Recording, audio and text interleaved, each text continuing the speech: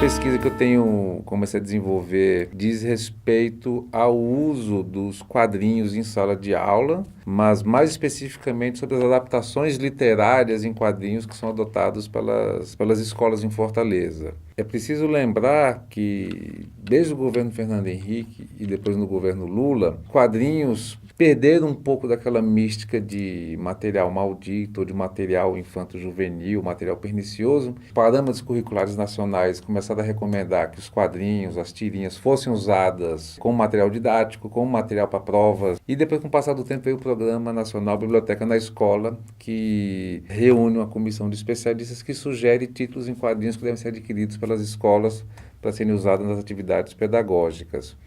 E uma coisa que me chamou a atenção é do fato que, ao longo desses últimos anos, na maior parte dos pacotes de títulos da biblioteca na escola, a maior parte dos títulos era de quadrinhos autorais, ou seja, não eram adaptações literárias em quadrinhos. E nesse último ano, 2012, houve uma inversão completa e a maior parte dos quadrinhos foram quadrinhos de adaptações literárias.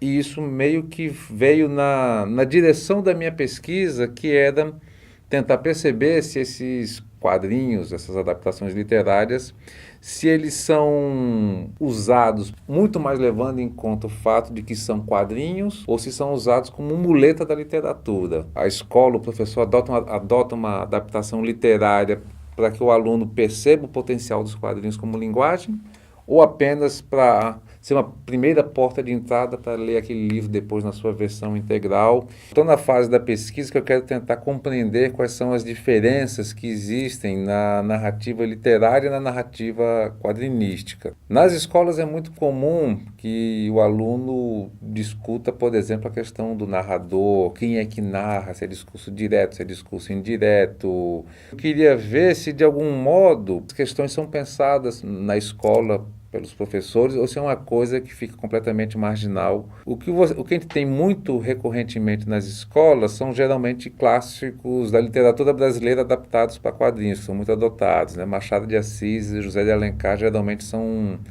os campeões de adaptações, ainda que às vezes você encontre, pela Nelson Rodrigues, o Frankenstein da Mary Shelley, ou a Divina Comédia do Dante, mas no geral, assim, a gente poderia dizer que talvez em média, um terço desses títulos são adaptações de romances ditos clássicos da literatura brasileira. Não, ainda tem muito chão pela frente. Estou tentando, por exemplo, ver quando é que começa essa tradição da literatura quadrinizada no Brasil, tá? Tem um artigo do professor Moacir Cirne, por exemplo, que aponta a Ebal, no final dos anos 40, como a editora, não sei dizer se é a primeira, mas provavelmente aquela que deu o pontapé inicial para você trabalhar com as adaptações literárias em quadrinhos, né?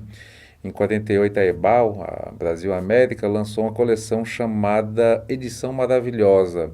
E aí ela começou a publicar vários títulos da literatura nacional e internacional em quadrinhos. Depois, em 49, ela lançou uma coleção de álbuns, chamada Álbum Gigante. E aí começou a lançar também edições de adaptações num formato maior do que a revista tradicional, tá? Muito provavelmente, desde o final dos anos 40, você tem essa preocupação de levar a literatura para as escolas através dos quadrinhos, né?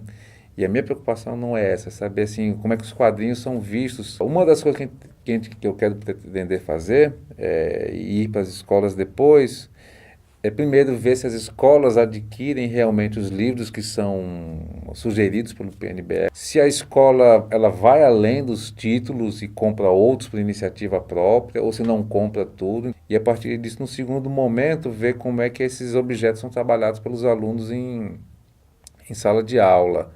Eu trabalho com a hipótese de que alguns professores trabalham com esses quadrinhos, pensando muito mais nessas adaptações como algo que pode substituir integral, parcialmente, os livros, do que na questão do uso do quadrinho em si, do estudo da linguagem do quadrinho. Não consigo imaginar, pode ser que eu esteja enganado, espero, que o quadrinho seja vislumbrado na sala de aula como o quadrinho, assim como você trabalha com o cinema em sala de aula, e não passa pela cabeça de um professor dizer assim, eu vou passar uma versão audiovisual de um romance do Machado de Assis ou do Zé de Alencar para substituir o livro. O cinema, o audiovisual nas escolas é usado na sua condição de audiovisual. Assim, o que o cinema pode agregar de conhecimento, de experiência, de visão de mundo aos alunos. A impressão que me dá é que o livro talvez ainda tenha um pouco mais de respeitabilidade do que o quadrinho. Então ela tem dois momentos, um de perceber os potenciais narrativos dos livros e dos quadrinhos, né? Fazer análise comparativa deles e depois ver como é que essas percepções ocorrem, se é que ocorrem no âmbito escolar. Uma adaptação quadrinística seria o quê? Você pegar a história, o enredo, os personagens, a caracterização deles e transportar para o universo dos quadrinhos. Vou dar aqui como um exemplo, tenho duas alunas que estão analisando a versão para web do Orgulho e Preconceito da Jane Austen. No começo do livro, a Jane Austen escreve: desde muito tempo é sabido que homens ricos sempre se casam com moças de boa família. E a versão para web é em formato de weblog, né? A menina entra, conecta e vai conversando. E o que o pessoal que faz a adaptação fez? Pegou a frase, né, a primeira frase do livro, e colocou numa camiseta e pendurou a camiseta lá no fundo do quarto dela e ela leu a frase. Quer dizer, é uma saída, talvez até uma referência ao Menino Amarelo, não sei, porque tinha os dizeres na camiseta. Mas, enfim, foi uma forma que eles encontraram para pegar aquela frase e colocar dentro de um outro contexto que, de um outro jeito, não teria muito sentido, tá? Então, a adaptação em quadrinhos, a princípio, seria apenas isso, apenas essa transposição. Mas aí entra uma outra questão, que é o fato de que a adaptação não só é uma transposição simples, e de algum modo também ela pode exigir um grau de criação do adaptador, né? Ainda que a adaptação não seja uma tradução, ou seja uma tradução intersemiótica, como alguns preferem dizer, eu gosto de lembrar aquela frase que tem no italiano que diz tradutore e traditore. O tradutor é um traidor, né? Que o tradutor sempre trai o texto original e essa traição tem um ato de criação, né? Um exemplo disso é o livro do Seymour Schwartz, que ele faz uma adaptação em quadrinhos da Divina Comédia do Dante, né, do Dante Alighieri, e que em vez de ele colocar a narrativa na Itália de 700, 800, faz uma narrativa na Itália dos anos 40 com personagens como se fossem personagens de um romance no ar, né? Chapéu, capa de gola alta, cachimbo. Mantém a estrutura da história, mas num contexto completamente diferente. E essa coisa da adaptação, ela inevitavelmente vai ter esse aspecto de eu quero aquilo que eu já conheço da obra original e quero alguma coisa nova ou diferente, né? A Linda Hutton, que é uma pesquisadora americana, num livro chamado Teoria da Adaptação, ela comenta isso, por exemplo, com os livros do Harry Potter. Quem vai assistir o filme do Harry Potter, ao mesmo tempo, quer encontrar aquilo que já tem no livro, mas quer encontrar uma coisa diferente. Porque o filme não é para ser apenas a mera transposição para o audiovisual do livro literário. É muito mais fácil você ver uma história original num romance ter o final completamente modificado no cinema, reviravoltas na trama que não tinham no livro, do que nos quadrinhos, que de algum modo ainda são muito fiéis ao texto literário, tá? Eu pego, por exemplo, ilustrar isso o caso dos Dez Negrinhos, da Agatha Christie, que tem algumas versões em filme, tem versão em quadrinhos, e o final da versão em quadrinhos é exatamente igual ao final da versão literária original da Agatha Christie. E você pega o filme do René Clair e ele muda completamente o final da história. Então, de algum modo, a versão audiovisual de, sei lá, 60, 70 anos atrás é mais ousada do que a adaptação em quadrinhos, que é mais recente.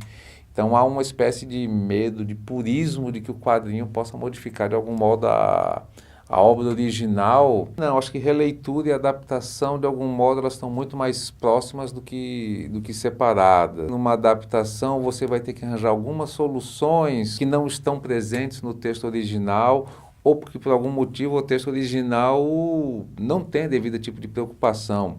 Vou dar um exemplo que vários autores ponderam, que parece bem idiota, né? Que no livro do Moby Dick, o Capitão Ahab tem uma perna de pau, né? Que foi a perna original foi comida lá pela Moby Dick, mas o livro não disse a perna direita ou a perna esquerda. E quando você vai fazer uma versão para o cinema, ou para o quadrinho, ou para o teatro, Você vai ter que imagens, você vai ter que definir. Bom, a perna que ele perdeu foi a esquerda ou foi a direita? Ou então, se você pega a Metamorfose do Kafka, que em nenhum momento ele diz que o Gregor Samsa virou uma barata, quase todo mundo se refere à Metamorfose como a história de um cara que virou uma barata. Não é um escaravelho, não é um percevejo, enfim, não é outro inseto cascudo e mais ou menos asqueroso. Bom, meu nome é Ricardo Jorge, sou professor aqui dos cursos de jornalismo e publicidade da UFC desde 97 e, além de professor, trabalho com pesquisa na área de quadrinhos e sou coordenador do projeto de extensão Oficina de Quadrinhos da UFC desde 2000.